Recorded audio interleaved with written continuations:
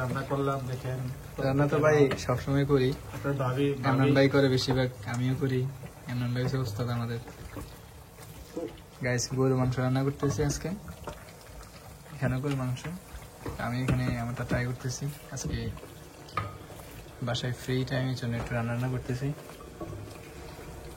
তো গাইস আপনারা অনেকে প্রশ্ন করছেন যে অস্ট্রেলিয়াতে আমার 6 মাস কেমন কাটলো, এই 6 মাসে কি কি শিখলাম, কি কি করলাম, আজকের ভিডিওতে আপনার সাথে আলোচনা করব। সাথে আছে আমাদের পরিবেশে কমেন্ট করে আছে।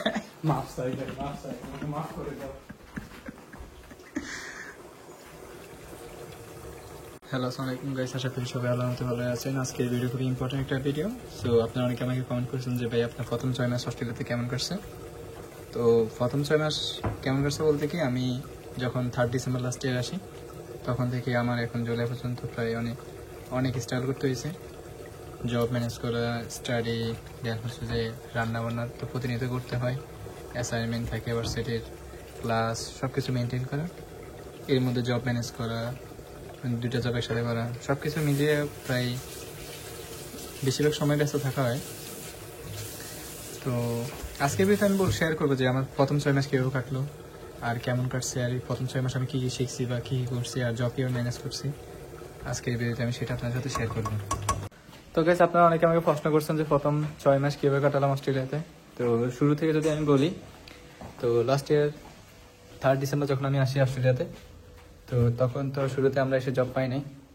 কারণ জব পাওয়ার জন্য হচ্ছে আপনার ওইরকম রেফারেন্স লাগে, আপনাকে ওইরকম সময় দিতে হয়, দৌড়াইতে হয় অনেক। আপনি যত বেশি দৌড়াবেন তত আগে জব পাবেন। তো অস্ট্রেলিয়াতে হচ্ছে মেইনলি যাদের ফ্রেন্ড সার্কেল বেশি অথবা রিলেটিভস থাকে তারা হচ্ছে ইজিলি জব পায় আর কি। তো এই ক্ষেত্রে হচ্ছে যদি আপনার রিলেটিভস না থাকে সেক্ষেত্রে আপনি জব পাবেন কিনা সেটার উত্তর দিব। সেটা হচ্ছে যে আপনার যদি রিলেটিভস থেকে থাকে অস্ট্রেলিয়াতে সেক্ষেত্রে আপনার জব পাওয়াটা একটু ইজি হবে। যদি আপনার রিলেটিভস না থাকে সেক্ষেত্রে আপনার জব পাওয়াটা একটু কঠিন হয়ে যাবে। যদি আপনি স্ট্রাগল করতে পারেন, আপনি যদি সময় নিয়ে প্রত্যেকটা দোকান যে সিভি জব করতে পারেন, অথবা আপনি যদি অনলাইনে অ্যাপ্লাই করতে থাকেন সেক্ষেত্রে হচ্ছে আপনার জব পাওয়ার পসিবিলিটি অনেক হাই। বাট আমি যে জিনিসটা বলবো সেটা হচ্ছে যে যাদের রেফারেন্স নাই বা যারা অস্ট্রেলিয়াতে নতুন আসবেন তারা কীভাবে জব পাবেন। আপনাদের জব পাওয়ার একটা রিজন বলি, আমি যখন জব পাই কীভাবে আমি সেটাও বলি। গাইস কারেন্ট চলে গেলো, এই প্রথম অস্ট্রেলিয়াতে কারেন্ট চলে গেলো আমার। তো আমি আজকে 6 মাস হয়ে গেছে কোনদিন দেখি না অস্ট্রেলিয়াতে কারেন্ট যাইতে, আজকে দেখতেছি কারেন্ট চলে গেল। কি হইলো কি হইলো এটা আবার দেখি।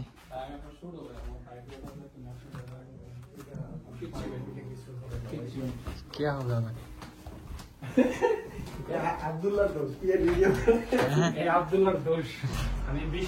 আমি তো কি রে অস্ট্রেলিয়াতে কারেন্ট যাওয়ার তো রিজন নাই।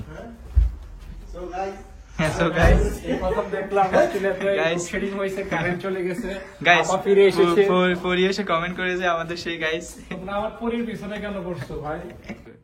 ইউনিভার্সিটি লাইফটা অনেক ফান। ভাই প্রবাসী প্রবাসী প্রবাসী বলি। আচ্ছা ইউনিভার্সিটি কেমন ফান বলো? ফ্রেন্ডস, হ্যাঙ্গিং আউটস, তারপরে উইকলি আমাদের ইভেন্ট হয় সেগুলো পার্টিসিপেট করা, যেমন ভলেন্টিয়ার ওয়ার্ক করা, ফ্রেন্ডসদের সাথে ঘুরতে যাওয়া। যেমন আমাদের 7 তারিখে আমাদের একটা পার্টি আছে, আমরা সবাই যাবো ভিডিওতে। এগুলো অনেক বাংলাদেশে তো এক্সপিরিয়েন্স করা যায় না, এটা ইন্টারেস্টিং, অনেক মজা হয়ে যায়। আর টিউশন ফি কথা বলে বলা হয় না, মাথা ঘুরায়। I don't want to think about that. এটা হচ্ছে ইউনি লাইফ এনজয় করতে হবে, আনালে ডিপ্রেশনে চলে যাবেন। তখন কি ইউনিভার্সিটির যে পার্টি ওটা free $15 $50 $15 Only 15 only university only। আসলে Guys, আমাদের এই ভাইটা আজকে উবার করে শেষ আর সে নতুন 2 দিন ভাই আজকে বৃষ্টির মধ্যে বীজ অবস্থা, কায়েল ঘুমাইতেছে এখন ভরপুর ঘুম। আচ্ছা আমরা এই রুমের গাইসগুলো কোথায় দেখি? হোমা এটা কেউ নাই। আমি কিন্তু জব পাই নাই, সো কারণ শুরুতে এসে কিন্তু আমি জানতাম না যে কীভাবে জবের জন্য অ্যাপ্লাই করে বা কীভাবে জবের জন্য দোকানে সিভি ড্রপ করে, আমার আইডিয়া ছিল না। বাট আমি এসে মতো তখন উবার শুরু করছিলাম আমার এক বড় ভাইয়ের, দেন আস্তে আস্তে উবার করি। এরপর 2-3 মাস আমি উবার করতেছিলাম। 2 মাস না জানি 1.5 মাস করছিলাম, টোটাল হবে মনে হয় 4 মাস মতো উবার করছিলাম আমি।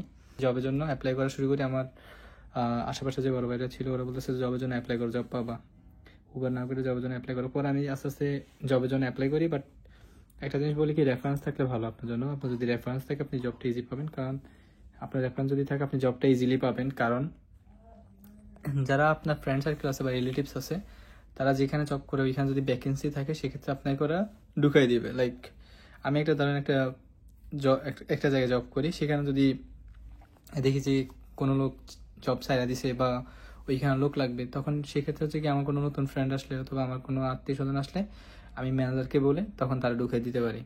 সো এটা হচ্ছে রেফারেন্স। সো রেফারেন্স থাকলে ভালো, মানে আপনি আসার পরপরই জব পেয়ে যাবেন, সেটা ক্যাশ হোক ট্যাক্স হোক, রেফারেন্স এটা খুব কাজে দেয়। সো শুরুতে এসে যাদের রেফারেন্স খুব ভালো তারা জব নিয়ে এত বেশি প্যারা খাওয়া লাগে না। বাট রেফারেন্স না থাকলে যে আপনি জব পাবেন না, এটাও কিন্তু একদম যে সঠিক তাও না। বাট আপনি যদি একটু চেষ্টা করেন, 1-2 মাস জবের জন্য যদি ছোটাছুটি করেন, তাহলে আপনি জব পেয়ে যাবেন, এটা শিওর। আর সেকেন্ড কথা যেটা সেটা বলবো যে অবশ্যই সিভি ড্রপ করবেন। আর যেখানে ইন্টারভিউ দিবেন জবের জন্য সেখানে বলবেন অবশ্যই আপনার এক্সপিরিয়েন্স আছে। আপনি যদি বলেন যে আপনার এক্সপিরিয়েন্স নাই, আপনি জানেন না, তাহলে ওরা আপনাকে হায়ার করবে না কখনো।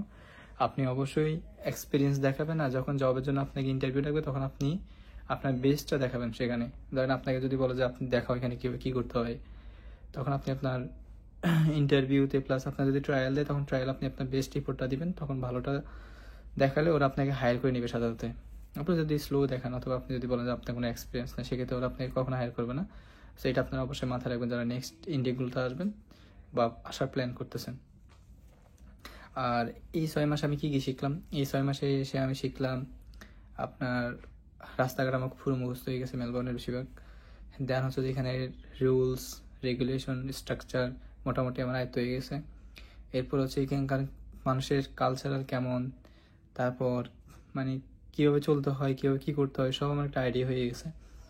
সো মোটামুটি এখন আমি অস্ট্রেলিয়ার মানে বিশেষ করে মেলবোর্নের সাথে এখন তেমন বেশি মানে অ্যালোন ফিল অথবা রাস্তাঘাট চিনতে বা কোনো অসুবিধা এখন ফেস করতেছি না, কারণ আমার সব কিছুর সাথে আমি অ্যাডজাস্ট হয়ে গেছি। তো এই অস্ট্রেলিয়াতে যখন আসছিলাম ফার্স্টে, তখন আমার কাছে একটু উইয়ার্ড লাগছিল বা আমার কাছে একটু স্কেয়ার্ড লাগছিল, বিকজ রাস্তাঘাটগুলো একটু অন্যরকম ছিল। কারণ এগুলো অনেক বড় বড় রাস্তা, তার উপর হচ্ছে যে আপনি একটু পাহাড়ের মতো মানে এইভাবে ডেউ দেওয়া। সো শুরুতে যারা উবার করবেন নতুন এসে তারা একটু হালকা ভয় পাবেন, বা কারণ অনেকগুলো এখানে রাস্তা শেষ নেই। সো এই তো। বাট আমি বলবো যারা নেক্সট ইন্ডিয়াগুলোতে আসবেন অবশ্যই মাথায় রাখবেন আসা মাত্রই জবের জন্য অ্যাপ্লাই করা। জবের জন্য দৌড়দৌড়ি করবেন, বসে থাকবেন না। যত বেশি সিভি ড্রপ করবেন, অনলাইনে অ্যাপ্লাই করবেন, তত আগে জব পাওয়ার পসিবিলিটি থাকবে। আর অবশ্যই ট্রাই করবেন যারা হচ্ছে ধরেন আপনি আপনার আত্মীয় স্বজন নেই বাট আপনি চিনেন এমন একটা লোককে যার সাথে মানুষের ভালো কানেকশন আছে, ওইরকম একজন মানুষের সাথে আপনারা কন্ট্যাক্ট করার চেষ্টা করবেন বা কন্ট্যাক্ট রাখবেন বা সম্পর্ক রাখার চেষ্টা করবেন, যাতে কল দিলে পাওয়া যায় বা আপনার জবের ক্ষেত্রে যাতে সে হেল্প করে, এরকম মানুষের সাথে যোগাযোগ রাখার চেষ্টা করবেন। তো এই হলো আমার 6 মাসের অভিজ্ঞতা। আরেকটা লাস্ট কথা বলবো, সেটা হচ্ছে যে ধরেন অস্ট্রেলিয়াতে এসে প্রথম 2 মাস খারাপ লাগতে পারে, ভালো লাগতে পারে। খারাপ লাগবে বেশিরভাগ সময়, বাট আমি বলবো যে এরপর আস্তে আস্তে 5-6 মাস পর আপনি অ্যাডজাস্ট হয়ে যাবেন। দেখেন শুরুতে এসে সবাই স্ট্রাগল করে। আপনি অস্ট্রেলিয়াতে প্রথম 2-3 মাসে যে কষ্ট করবেন, এরপর 2-3 বছরের কষ্ট থাকবে না আপনার। তখন গাড়ি থাকবে, টাকা থাকবে, সব থাকবে। হয়তো প্রেশার থাকবে, ঠিক আছে, যেহেতু আপনি পড়াশোনা শেষের দিকে চলে যাবেন, প্রেশার থাকবে, বাট আপনি একটা ভালো একটা স্টেজে চলে যাবেন, তখন আপনার এত বেশি প্যারা থাকবে না। তাই আমি বলবো শুরুতে এসে স্ট্রাগল করতে হবে সবাই, এটা স্বাভাবিক। বাট অস্ট্রেলিয়াতে এসে যদি কেউ মনে করেন যে কি আসলে কি লস না লাভ হবে, বলবো যে অস্ট্রেলিয়াতে আসলে আপনার লাভই হবে। তবে আপনাকে ধৈর্য ধরতে হবে, সময় দিতে হবে, সবকিছুর সাথে আপনাকে খাপ খাইয়ে নিতে হবে, ধৈর্য ধরতে হবে, এটা হচ্ছে কথা। তো সবাই ভালো থাকেন, দেখা হবে নেক্সট কোনো ভিডিওতে। আজকে এই পর্যন্ত, আল্লাহ হাফেজ, আসসালামু আলাইকুম।